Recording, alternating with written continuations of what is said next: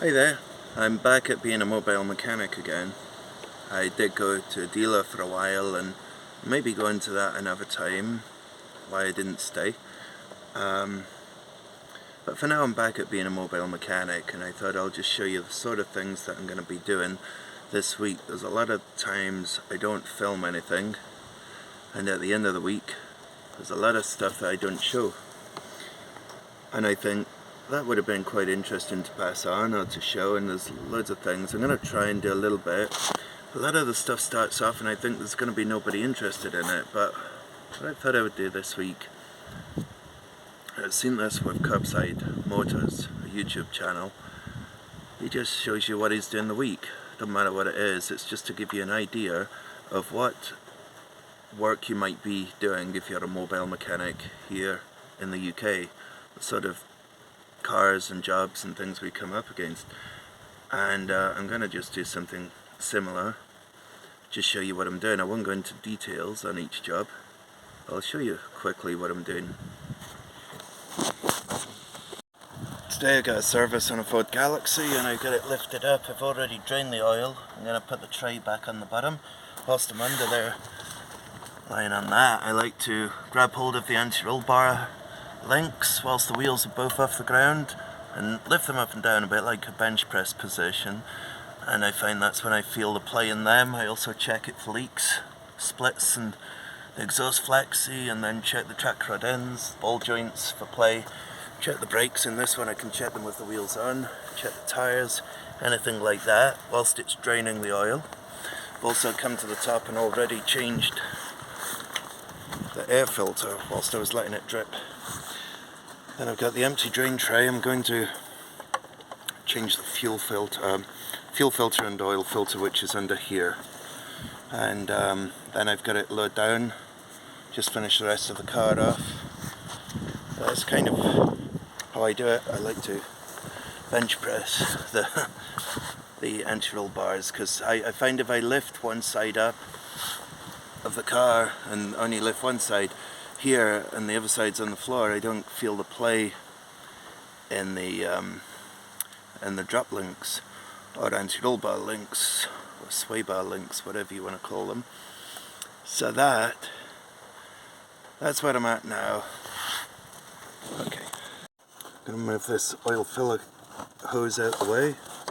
Just put it to the side down there. The oil filter cap is down there. It's 27mm. And with a ratchet flexi head, like that, I can put that on there, on the top. Kind of awkward one-handed, it's much easier with two hands. This is the thing why I haven't been recording.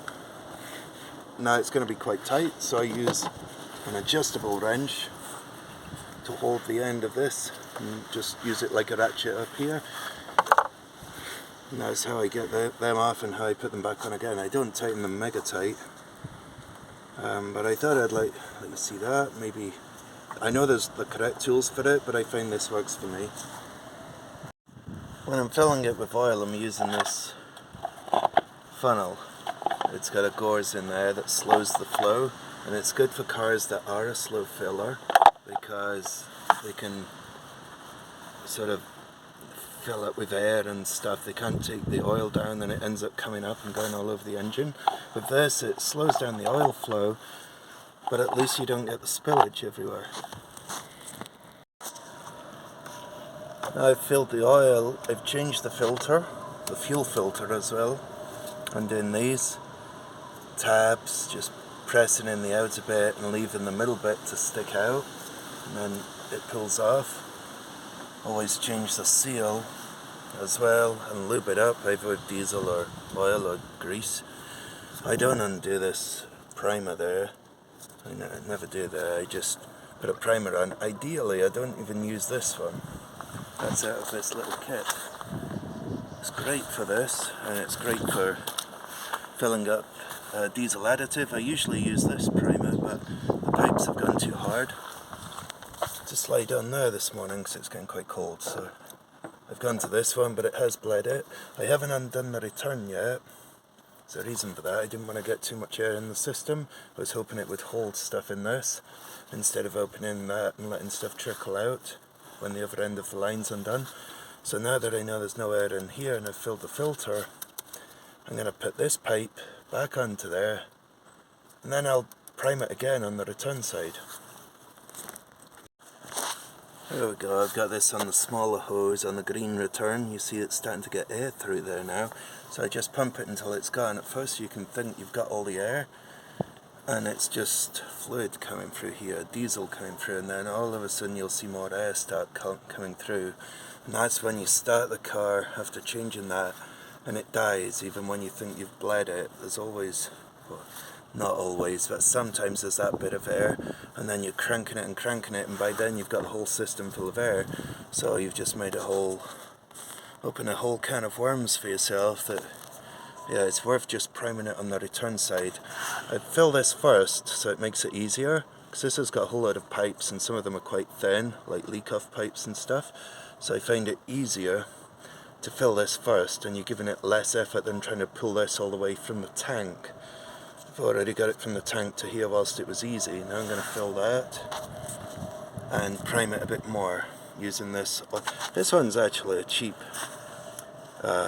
oil removal tool for a lawnmower.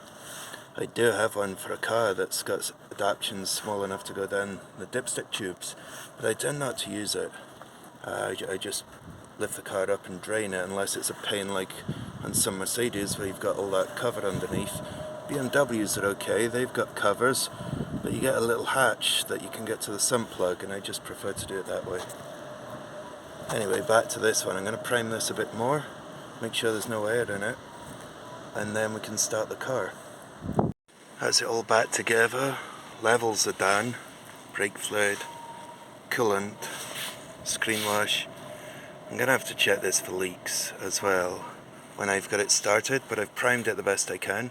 Like I say, I've not took that pipe out the top, the plug out the top I mean. I've never had to do that. I'll go and start the car and reset the service light. Here's the pizza slice idea, the mirror. You can just sit here and see so many things with it. You just look around. Instead of missing it, just play around and make sure the bottom coil and the coil spring is there, and look at everything you can with a good light. I know this is okay because I've recently just been under it. But there's that idea, the telescopic mirror. Because you can't lift the car up high enough, but you can get a good check of most things with this. Another thing I do is a battery test now that I've got this, especially this time of year. I know this one's 800 EN, so I'll go and check that. I think the battery might be low because I had the ignition on before doing a full code scan, which I also do if it's a full service. Use my scan tool to do a full code scan. Might give me a false reading on this.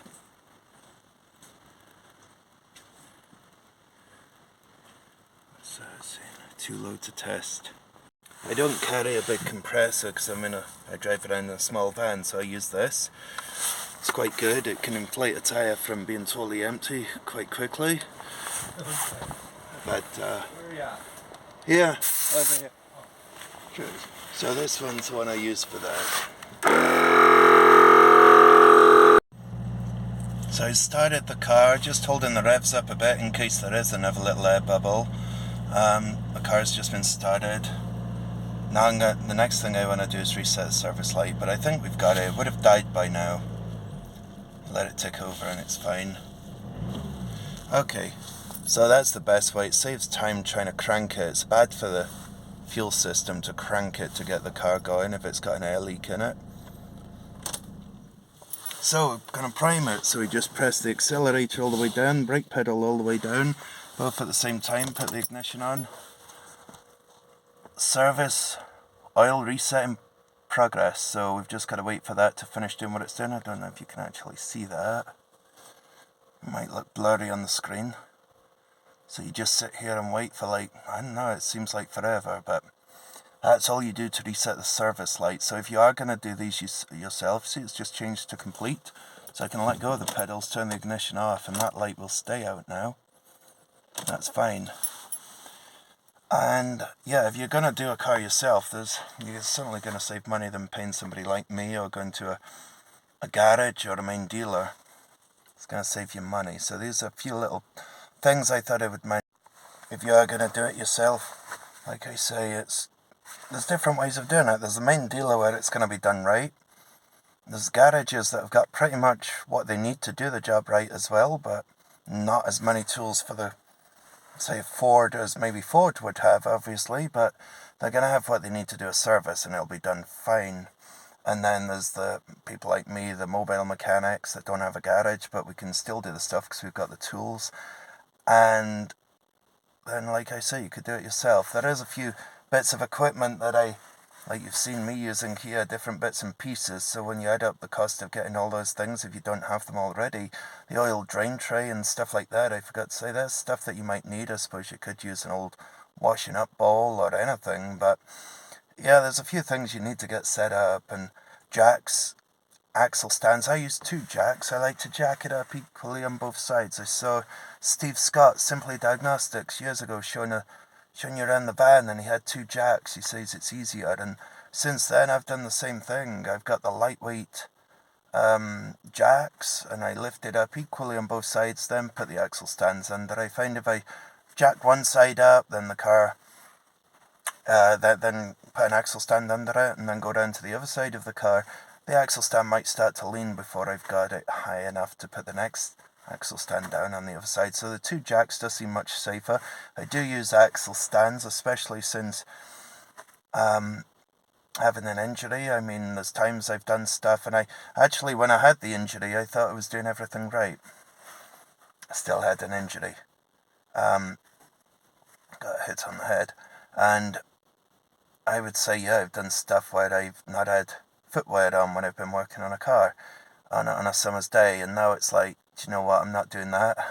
I've rethought what I did, and it wasn't a clever idea, because you can injure yourself even when you're doing everything right. I ended up losing a bit of memory on that. But actually, funny story about losing the memory. I've had people comment on the YouTube videos asking me a question on a YouTube video I've done in the past, and I can't remember it. I've had to sit and watch my own YouTube video to try and figure out what the answer is to what they're asking, because I just can't remember things. It's come back quite a bit better now. I can remember more than I did, but it was quite worrying for a while. Anyway, that's how to reset the light. Obviously, we've got the back of the car. What else was I saying? No, the clothing. I like to wear the right clothing to keep warm. I wear overalls. They're a bit old-fashioned looking. Most people don't do that now. But I find they do keep you clean. You can take them off and you're fairly clean underneath. You've got the jackets for the wet weather. I don't bother with the canopies covering the car. I find if it's raining, it can rain through the sides of the canopies, or they can blow away. Usually when it's raining, you get wind as well. So I dress to keep myself dry too. So as long as I feel more comfortable to get on with the job. This beanie hat that I'm wearing, that's got a waterproof liner in it. Keeps the wind out my ears, because I always get the earache there.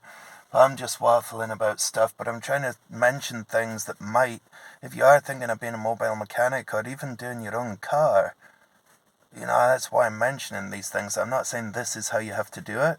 It's how I do it, and there's loads of things I don't record. And I thought maybe I've got stuff somebody might like to hear what I do, see how I do it. I'm not saying it's the right way, it's just how I do it. And the other thing I'm going to do is lift the back of the car and check. I know this car's recently just had brakes because I've done it. Just add the axle bushes at the back because I did that. But I am going to jack it up and recheck the springs and stuff. And for that I use a telescopic mirror. Because when you're on a lift in a car, and you can get in a garage, when you're on a lift in a garage, you can get the car right up in the air and just walk around and see it. Here I find if I jack it up a little bit, lie down on something and get under the car with a light, shine a light on everything, a good light so you don't miss stuff that you otherwise wouldn't have missed, a nice good light, and then I get a mirror. It looks a bit like a pizza slice on a telescopic mirror, and I try and have a look around the best I can from underneath without taking too long doing it. So Anyway, hopefully this has been helpful to somebody. Thanks for watching.